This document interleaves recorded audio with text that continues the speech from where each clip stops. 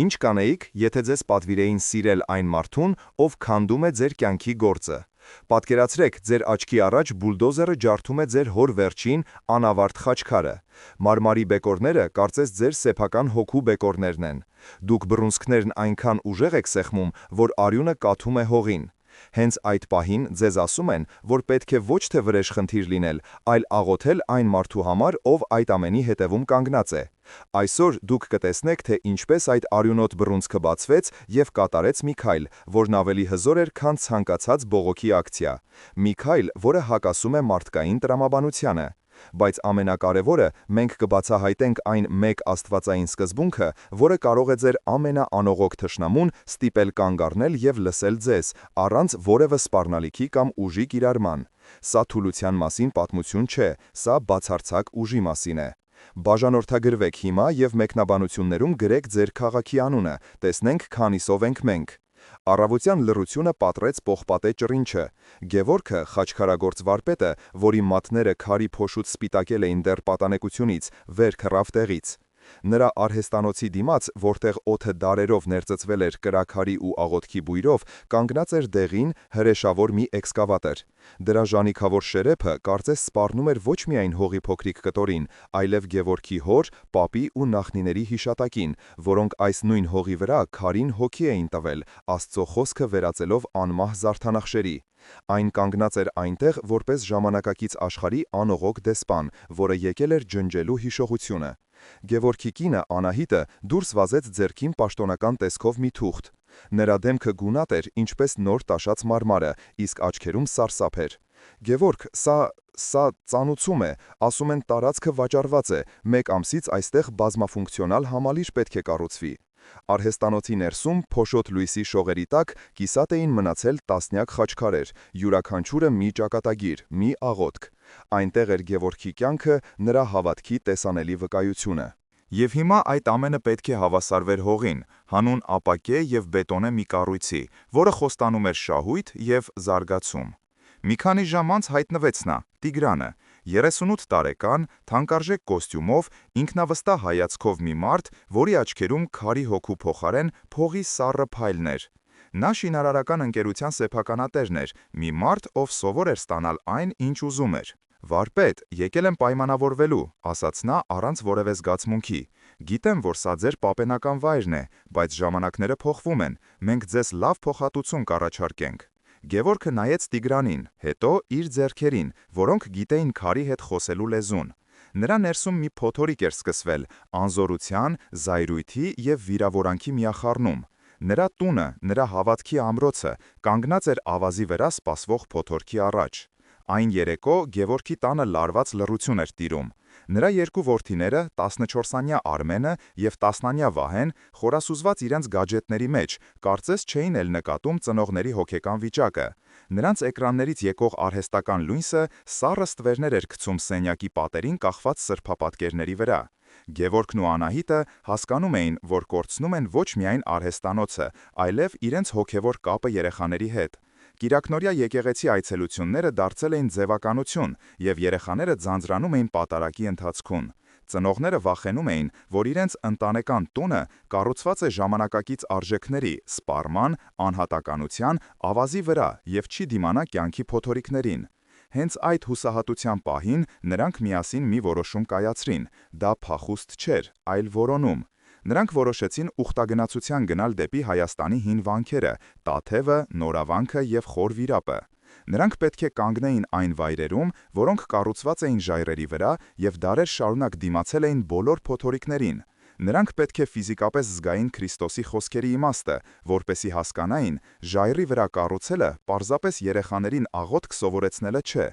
այն Քրիստոսին և նրա ուսմունքները իրենց ընտանիքի համար իրական, կենդանի կենտրոն դարձնելն է, միմյանց հետ խոսելու, հակամարտությունները լուծելու և միասին ժամանակ անցկացնելու մեջ։ Ճանապարհը դեպի Խոր Վիրապ երկար էր ու լուռ։ Երեխաները սովորության համաձայն խրված էին իրենց հեռախոսների մեջ, բայց այս անգամ նրանց դեմքերին ձանձրույթի փոխարեն զարմանք կար։ Արարատի համայիչ տեսարանը, որը գնալով մեծանում էր դիմացից, նույնիսկ նրանց էր ստիպել պարբերաբար գլուխները բարձրացնել էկրաններից։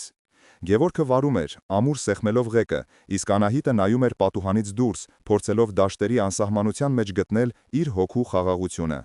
Նրանք գնում էին ոչ թե պարզապես տեսարժան վայրեր տեսնելու, այլ պատասխաններ գտնելու այն վայրում, որտեղից սկիզբ էր առել հայոց քրիստոնեական հավատքի պատմությունը։ Նրանք հասան, երբ արևն արդեն թեքվում էր դեպի մայրամուտ, Արարատի ձյունը գագաթը ներկելով վարդագույնի ու ոսկու երանգներով։ Նրանք իջան այն խորը գուբը, որտեղ Գրիգոր Լուսավորիչը 13 տարի անցկացրել էր աղոթքի մեջ։ Օդը խոնավ էր ու սառը, պատերից ջուր էր կաթում, իսկ վերևի փոքրիկ անցքից երկնքի մի կտոր էր երևում։ Արմենն ու Վահեն, որոնք սկզբում վախեցած կպել էին ծնողներին, այժմ լուռ ու զարմացած շոշափում էին քարե պատերը։ «Մայրիկ, այստեղ իսկապես մարդ է ապրել», շշնջաց Վահեն, նրա ձայնը արձագանք տալով փոքրիկ խցում։ «Այսքան երկար, առանց հեռախոսի»։ Անահիտը ժպտաց թքուր. «Այո, որդիս, նա հեռախոս չուներ, բայց ուներ կապ Աստծո հետ, դա նրան ուժ էր տալիս»։ Գևորգը ոչինչ չասաց, նա պարզապես կանգնել էր, նայելով վերևի լույսի շերտին։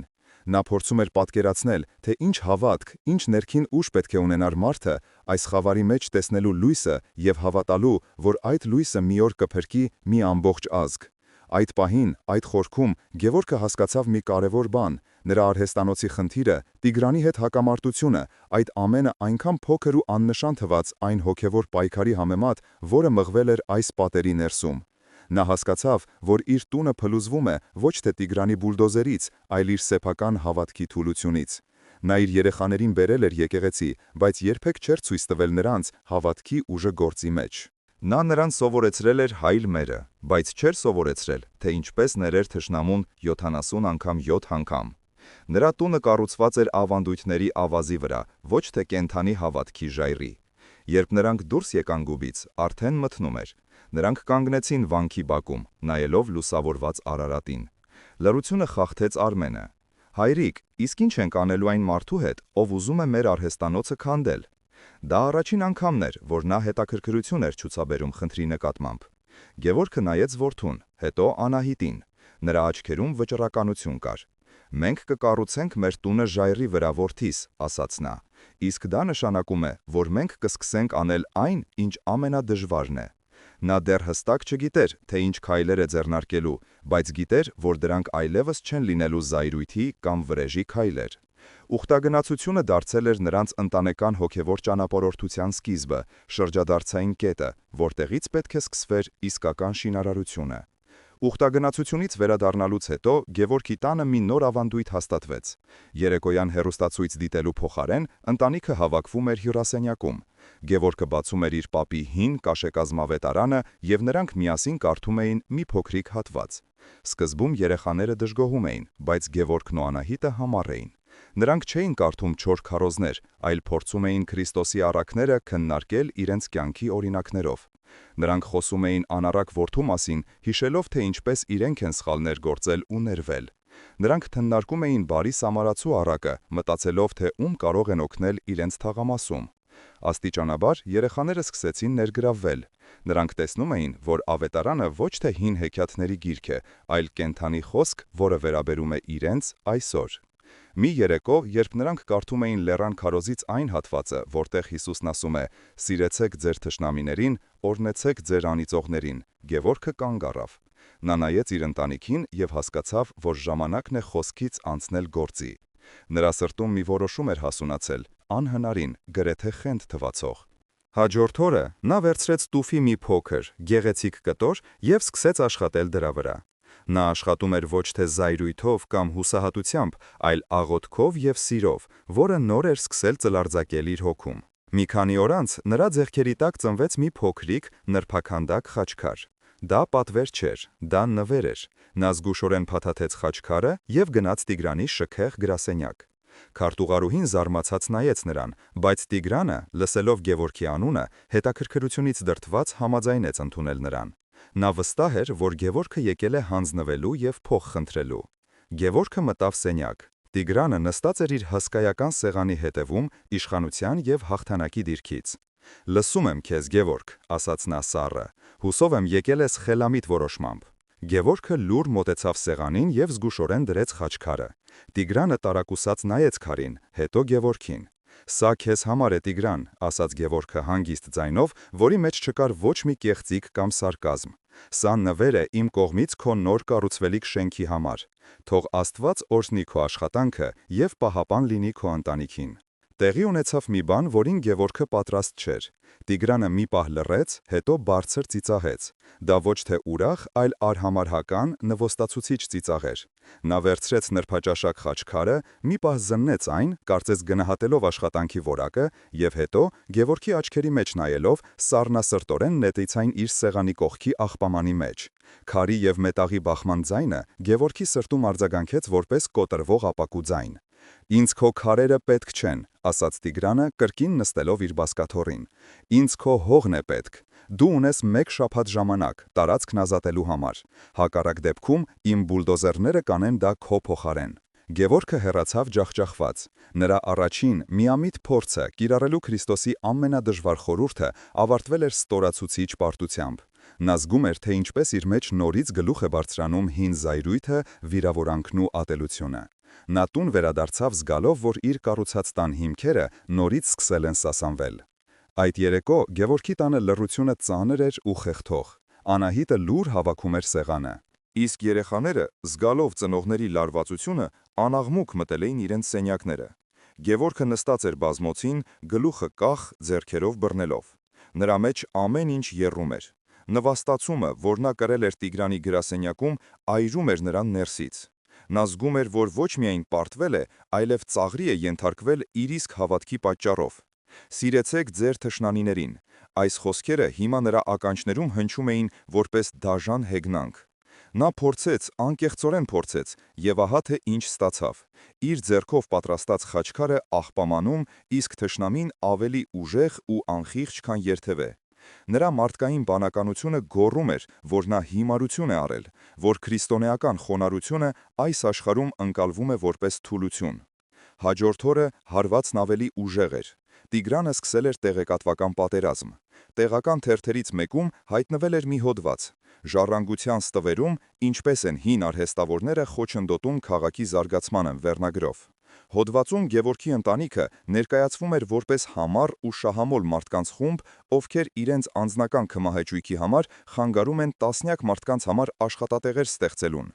Գրված էր այնպես խորամանկորեն, որ կարդացողի մոտ տպավորություն էր ստեղծվում, թե Գևորգը պարզապես ավելի շատ գումար է ուզում գործել։ Ճնշումը վերացական լինելուց դադարեց։ Շաբաթ օրը, երբ Գևորգի մայրը տիկին Վարդուհին գնացել էր շուկա, նա զգաց դա իր մաշկի վրա։ Մսավաճառը, ով տասնյակ տարիներ նրանց հարևանն էր, խուսափեց նրա հայացքից եւ ասաց, թե լավ միսը արդեն վերջացել է։ Հացթուխը, ում հետ նա ամեն առավոտ սուրճ էր խմում, ձևացրեց, թե չի լսում նրա ողջույնը։ Երեկվա բարեկամներն ու հարևանները մեջք էին դարձնում, նրա մեջ տեսնելով ոչ թե տարիների հարևանին, այլ Խաբեբայի մորը։ Տիկին Վարդուհին տուն վերադարձավ դատարկ պայուսակներով եւ արցունքն աչքերին։ Այդ երեկո ընտանիքում պայթյուն տեղի ունեցավ։ «Տեսնում ես, թե ինչի հասցրիր քո սիրով ու ներումով», գոռում էր Անահիտը Գևորգի վրա, առաջին անգամ կորցնելով ինքնատիրապետումը։ «Քո պատճառով իմ երեխաներին դպրոցում մատով են ցույց տալիս, քո մայրը չի կարողանում մի կտոր հաց գնել»։ «Ինչ կասեն մարդիկ, մենք ամոթով ենք կռազոչարանում»։ Գևորգը լուռ էր, նա չգիտեր ինչ պատասխանել։ Նրա սրտում կասկածի սերմերն էին ծլում։ Գուցե նա սխալ էր հասկացել Քրիստոսի խոսքերը։ Գուցե «սիրիր թշնամուդ» նշանակում է ինչ-որ այլաբանական բան, ոչ թե բառացի գործողություն։ Նրա ներսում մարդկային իմաստությունն ու աստվածային խորհուրդը մտնում էին անհաշտ պայքարի մեջ։ Մի կողմից իրավունքի, պատվի ու արժանապատվության զգացումն էր, մյուս կողմից Հիսուսի անհասկանալի, աշխարհի կողմից չընդունվող պատվիրանը։ Նա զգում էր, որ հայտնվել է հոգևոր փակուղում, եւ որքան շատ էր փորձում հետևել լույսին, այնքան ավելի էր խորանում խավարի մեջ։ Ջախջախված ու հոգեպես սպառված, Գևորգը մեքենան քշեց դեպի լեռները։ Նա չգիտեր ուր է գնում, պարզապես փախչում էր իր տան լարվածությունից, հարևանների դատապարտող հայացքներից եւ իր սեփական սրտում բարձրացած կասկածների փոթորկից։ Ճանապարհը նրան բերեց դեպի մի փոքրիկ, կիսավեր վանք, որը թաքնված էր անտառի խորքում։ Նա կանգնեցրեց մեքենան եւ մտավ ներս։ Այնտեղ ոչ ոք չկար, բացի մի ծեր վանականից, ով լուռ մաքրում էր բակը տերևներից։ Գևորգը չմոտեցավ նրան, Նա չէր եկել խորհուրդ հարցնելու կամ խոստովանելու, նա պարզապես ուզում էր լռություն։ Նա նստեց վանքի քանդված պատի մոտ, քարի սառնությունը զգալով իր մեջքի տակ և սկսեց նայել դատարկությանը։ Նա չէր աղոթում, բառերը սպառվել էին, նրա հոգին դատարկ էր, ինչպես այդ վանքի բակը։ Ժամեր անցան, արևը սկսեց մայր մտնել։ Հանկարծ վանքի դարպասներից ներս վազեց մի փոքրիկ տղա, ծիծաղելով ու վազելով թափառող մի շան հետևից։ Տղան վերցրեց մի քար և նետեց շան ուղղությամբ, քարը սակայն չհասավ կենդանուն և թխկոցով ընկավ Գևորգից ոչ հեռու։ Գևորգը լարվեց, սպասելով, որ ծեր վանականը կբարկանա տղայի վրա, բայց վանականը ոչինչ չասաց։ Նա հանգիստ մոտեցավ, վերցրեց գետնին ընկած քարը, որը նետվել էր չարությամբ ու անմտությամբ, և դրա փոխարեն, որ հետ նետի կամ մի կողմ շպրտի, նա զգուշորեն դրեց այն քանդված պատի հիմքում, լրացնելով բաց մնացած տեղերից մեկը։ Նա վերցրեց չարության էներգիան և այն վերածեց շինարարության մի փոքրիկ ակտի։ Այդ պահին Գևորգի գլխում կարծես կայծակ փայլատակեց։ Նա հանկարծ հասկացավ ամեն ինչ։ Նա հասկացավ Քրիստոսի խոսքերի իրական, ցնցող իմաստը. «Սիրիր թշնամուդ»։ Դա չի նշանակում զգալ սեր, դա չի նշանակում համակերպվել չարիքի հետ, դա չի նշանակում թույլ լինել։ Դա նշանակում է վերցնել քո դեմ ուղղված չարության էներգիան, ատելությունը, զրպարտությունը, ագրեսիան և այն չվերադարձնել նույն կերպ։ Դա նշանակում է այդ քաոսային, կործանարար ուժը վերափոխել, վերաուղղորդել դեպի արարում։ Դա նշանակում է այն քարը, որով քեզ խփում են, վերցնել և դնել քո սեփական տան հիմքում, այն դարձնելով ավելի ամուր։ Նա հասկացավ, որ Տիգրանին խաչքար նվիրելով ինքը սխալ էր մեկնաբանել պատվիրանը։ Նա փորձում էր չարությանը պատասխանել բարությամբ, բայց դա նման էր քամու դեմ թքելուն։ Իսկական իմաստությունը ոչ թե պատասխանելն էր, այլ վերափոխելը։ Գևորգը ցնցված էր այս բացահայտման պարզությունից և հանճարեղությունից։ Ամեն ինչ տեղ ընկավ։ Իր նվաստացումը, հարևանների արհամարհանքը, կնոջ արցունքները, այս ամենը քարեր էին, որոնք նետվել էին իր վրա։ Եվ նա երկու ընտրություն ուներ՝ կամ թույլ տալ, որ այդ քարերը թաղեն իրեն, կամ հավաքել դրանք և դրանցով կառուցել մի ամրոց, որը ոչ մի բուլդոզեր չի կարող քանդել։ Նա հասկացավ, որ Քրիստոսը ոչ թե պասիվության էր կոչանում, այլ հոգևոր ձյուդոյի բարձրագույն արվեստի։ Չարիքի ուժն օգտագործել հենց չարիքի դեմ, ոչ թե կործանելով, այլ արարելով։ Այդ պահին նա զգաց մի անսահման խաղաղություն։ Փոթորիկը նրա հոգում դադարեց։ Նա վեր կացավ, մոտեցավ ծերվանականին, խոնարհվեց և առանց մի բառ ասելու դուրս եկավ վանքից։ Նա գիտեր, թե ինչ պետք է անի, և այս անգամ նա վստահ էր, որ իր տունը կառուցելու է իսկական ժայռի վրա։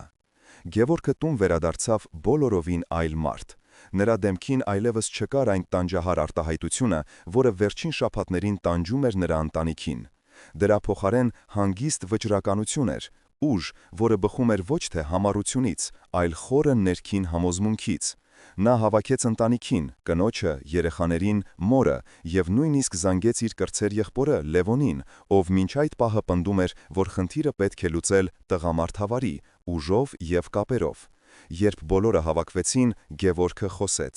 Նրա ձայնը հանգիստ էր, բայց յուրաքանչյուր բառը կշիռ ուներ։ Նա չպատմեց վանքի ու ծերվանականի մասին։ Նա խոսեց իր բացահայտման էության մասին։ «Մենք ամբողջ ընթացքում սխալ էինք պայքարում», սկսեց նա։ «Մենք փորձում էինք կանգնեցնել փոթորիկը, բայց Քրիստոսը մեզ սովորեցնում է ոչ թե կանգնեցնել փոթորիկը, այլ օգտագործել դրա ուժը մեր արագածները լցնելու համար։ Տիգրանը մեր դեմ ուղղել է ատելություն, զրպարտություն և ճնշում։ Նա մեզ քարերով է հարվածում։ Եվ մենք այլևս չենք փորձելու խուսափել այդ քարերից, մենք դրանք հավաքելու ենք»։ Սենյակում լռություն տիրեց։ Լևոնը անհամբեր տեղում շարժվեց։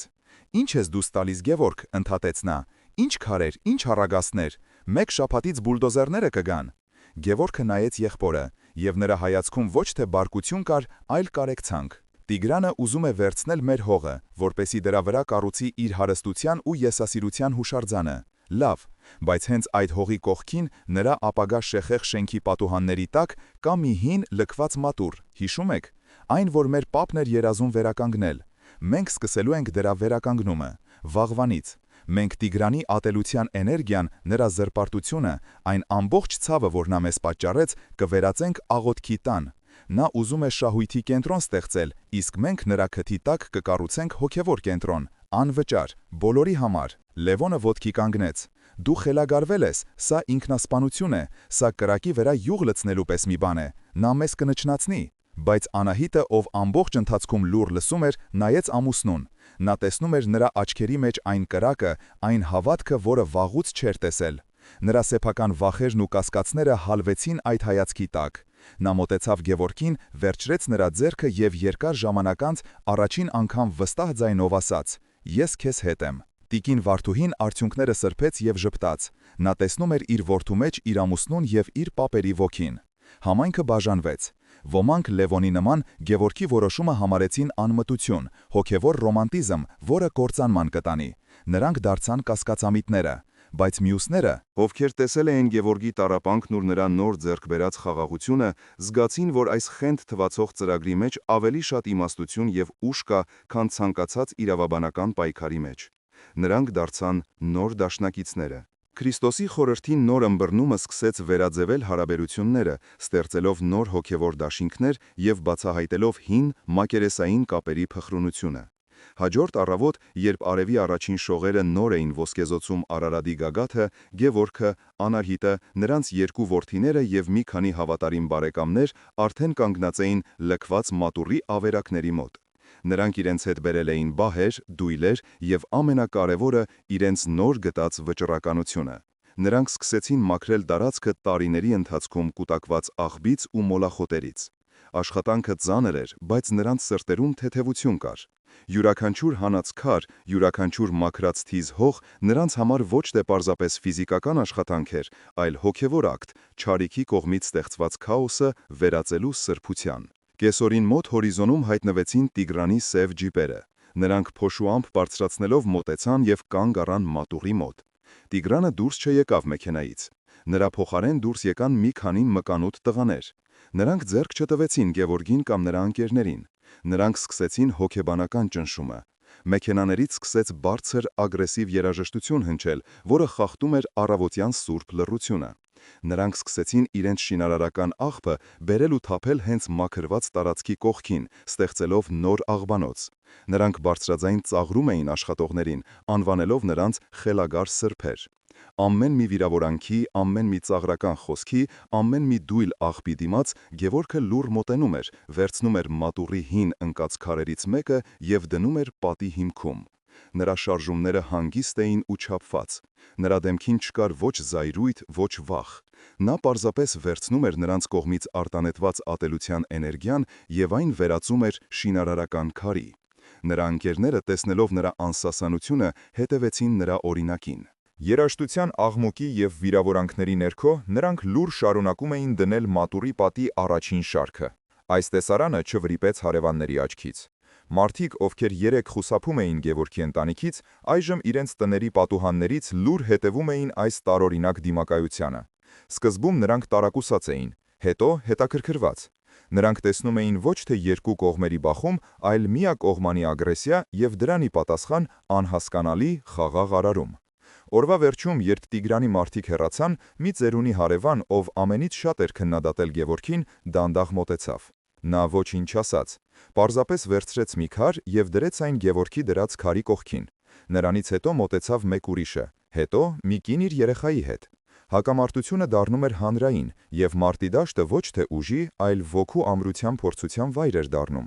Շաբաթներն անցնում էին, և մատուռի պատերը քար առ քար բարձրանում էին։ Տիգրանի մարդկանց ճնշումները շարունակվում էին, բայց դրանք կորցրել էին իրենց սրությունը։ Գևորգի և նրա համախոհների խաղաղ համառությունը խլել էր նրանց զայրույթի զենքը։ Սակայն վերջնաժամկետը, մեկ ամիսը, մոտենում էր։ Եվ այն օրը, երբ ժամկետը լրացավ, Տիգրանն անձամբ եկավ։ Նրա սև ջիպը կանգ առավ, և նա դուրս եկավ դեմքին զայրույթի ու անզորության խառնուրդ։ Բոլոր աշխատողները սառեցին տեղում։ Սա գագաթնակետն էր։ Տիգրանը դանդաղ սպառնալից քայլերով մոտեցավ ուղիղ Գևորգին։ Նա կանգնեց նրա դիմաց, այնքան մոտ, որ Գևորգը զգում էր նրա շնչառությունը։ Բայց Գևորգը չնահանջեց։ Նա հանգիստ նայում էր Տիգրանի աչքերի մեջ, և նրա հայացքում ոչ թե մարտահրավեր կար, այլ տխուր ըմբռնում։ Լռության մեջ, որը կախվել էր շինհրապարակում, Գևորգը մեկնեց ձեռքը, որի մեջ մի փոթրիկ հարթ քար կար, և մեղմ ձայնով ասաց. «Ես իմացա քո ծնողների անունները՝ Հովհաննես և Նունե։ Նրանք լավ մարդիկ են եղել։ Այս մատուռը կառուցվում է նաև նրանց հիշատակին։ Սա առաջին քարն է նրանց անունով։ Այդ խոսքերը, ասված առանց որևէ դիտավորության կամ մեղադրանքի, ավելի ուժեղ հարված եղան, քան ցանկացած բռունցք։ Տիգրանի դեմքի կոշտ ինքնավստահ դիմակը ճաք տվեց։ Մի պահ նրա աչքերում երևաց ոչ թե անխիղճ գործարարը, այլ միայնակ վիրավորված տղան։ Նրա բռունցքները սեղմվեցին, հետո թուլացան։ Նա մի քանի վայրկյան նայեց Գևորգի մեկնած քարին, հետո առանց այն վերցնելու կտրուկ շրջվեց, նստեց մեքենան եւ հեռացավ։ Նա սուրկ չդարձավ այդ պահին, բայց նա կոտրվեց։ Նրա ատելության զենքը վերածվել էր հիշողության ու սիրո գործիքի, եւ դրա դեմ նա անզոր էր։ Այդ օրվանից բուլդոզերները չհայտնվեցին։ Տիգրանն ուղղակի անհետացավ Գևորգի կյանքից։ Մի քանի ամիս անց մատուռն արդեն կանգուն էր, իր փոքրիկ գմբեթով ու խաչով։ Դրա կառուցումը համախմբել էր ողջ համայնքը։ Գևորգի արհեստանոցը ոչ միայն չփակվեց, այլև պատվերներն այնքան շատացան, որ նա ստիպված եղավ աշակերտներ վերցնել։ Բայց ամենամեծ փոփոխությունը տեղի էր ունեցել մարդկանց սրտերում։ Մի օր, երբ Գևորգն աշխատում էր նոր խաչքարի վրա, նրա կողքին լուռ կանգնած էր եղբայրը, Լևոնը, եւ զգուշորեն հղկում էր քարի մի կողմը։ Նրանք ոչինչ չէին խոսում, բայց այդ լռության մեջ կար ամեն ինչ՝ ներողություն, հարգանք եւ նոր գտնված եղբայրություն։ Ընտանեկան տունը, որը քիչ էր մնում փլուզվեր, այժմ կանգնած էր ամուր ժայռի վրա։ Սիրելի եղբայրներ եւ քույրեր, այս պատմությունը մեզ սովորեցնում է մի պարզ, բայց հզոր ճշմարտություն։ Քրիստոսի իմաստությունը ոչ թե փոթորիկներից խուսափելու, այլ դրանց ուժն օգտագործելու մեջ է։ Այն քարերը, որ կյանքը նետում է մեր վրա, կարող են կամ կործանել մեզ, կամ դառնալ մեր ամրոցի հիմքը։ Ընտրությունը մերն է։ Կիսվեք մեկնաբարություններում, թե ինչպես կկիրառեիք Հիսուսի այս խորհուրդը ձեր կյանքի դժվար իրավիճակներում։ Ինչ քարեր են նետվել ձեր վրա, եւ ինչպես կարող եք դրանք վերածել շինանյութի։ Թող Աստծո խաղաղությունը